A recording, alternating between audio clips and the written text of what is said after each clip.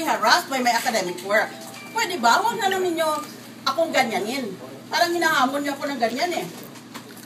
Alam na yung binastos na ako ng taong yun eh. Pagkatapos ngayon, binabastos pa rin ako tapos ng trial. Wala naman akong ginawa ng masama sa kanya. Nag-apologize siya, tinanggap ang apology niya. Ngayon, meron pa siyang pahabol na paninira. Alam nga namang idiboto ang buhay ko sa mga ganyang paninira na yan.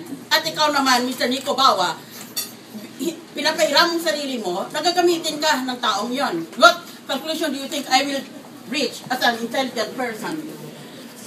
I'm an honorary graduate of the UP. I finished my doctorate in 6 months at the University of Michigan. Ano sa tingin mo sa akin?